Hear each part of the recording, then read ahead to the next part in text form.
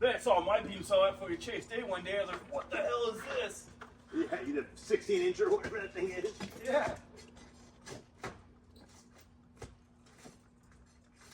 Man, I knew they made bigger beam saws because Dave has one, a Makita one. Yeah, I've rented a Makita one before.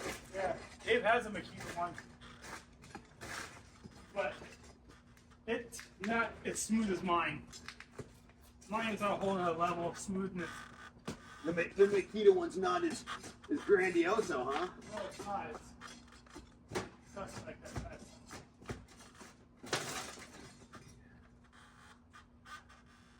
I wonder what brand these are. Huh?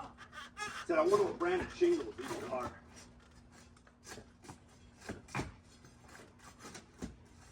I'll have to take one down to my local shingle supplier and have him. Certainty says on the back. Sweet.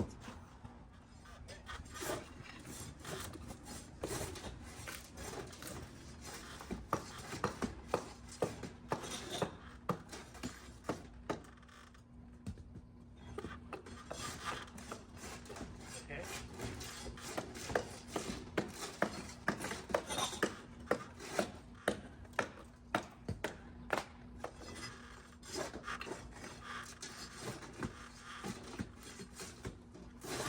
You put enough nails in this stuff to kill somebody. Heavy duty comp, dude.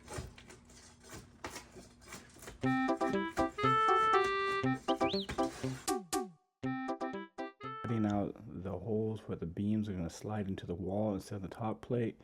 This will allow us to get our span properly in the back and the front. We used our laser levels from the front where the post brackets were to get this laid out.